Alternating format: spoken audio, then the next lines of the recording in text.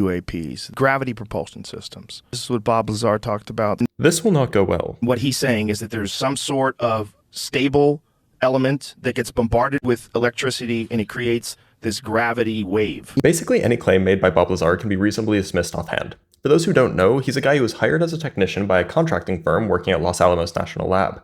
He also fabricated his educational records and says he's a physicist. Anyway, let's talk about the claim. The stable element that Lazar likes to talk about, and the one that Rogan is referring to here, is element 115, now called moscovium.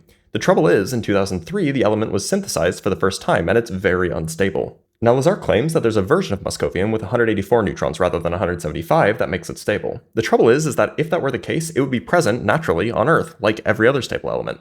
But it's not, and we have no reason to suspect that it's stable. In fact, on average, moscovium is significantly less stable than element 114 because it has an odd number of protons rather than an even number. So already, Lazar is wrong about this stable element existing. Beyond that, though, these words don't mean anything together. Gravitational waves don't cancel out gravity, they just cause distances to oscillate. So if a UAP were emitting gravitational waves, the distance between it and the ground would grow and then shrink repeatedly. Notably, this would not prevent the UAP from falling. And before anyone in the comments says that gravity is just a theory, go read this paper. I'll wait for you to screenshot. There's a particular tone that the Earth is on, the key of A. It's 432 hertz, the Schumann resonance. The Schumann resonance is not 432 hertz, it's 7.83 hertz. There are higher harmonics, of course, but these have decreasing amplitude, becoming no stronger than background noise at around 40 hertz. And if you work out the math, the Schumann resonance fundamental frequency is a B-2, not an A. All you have to do is have the opposite tone to that, and it will be pushed away. Tones don't have opposites because frequencies can't be negative. It would be like asking what note is a wave that oscillates at negative 50 hertz. Musicians would look at you like you're crazy.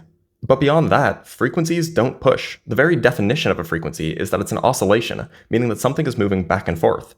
In the case of gravitational waves, it's the size of space itself that's oscillating. Now, I'm not sure what mechanism he's proposing, but whatever it is, it certainly isn't physics. The same way a bubble at the bottom of the ocean doesn't use any energy to get to the top. But because it's completely in opposition to its environment, the environment pushes it away. That would be the method of propulsion. A bubble at the bottom of the ocean uses the gravitational potential energy of the water above it to move upward. Rather than thinking of the bubble as a thing that moves upward, just think of the water above it as moving downward, filling the gap below it layer by layer. To do the same thing with an aircraft, it would need to be lighter than air, which we have. They're called balloons.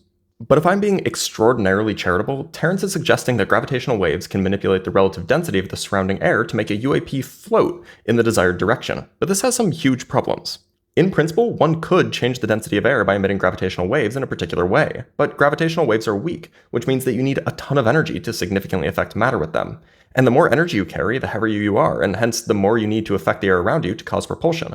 And this means that you'll never be able to be light enough and simultaneously carry enough energy to use this as a mechanism of propulsion. So it wouldn't show visible means of propulsion.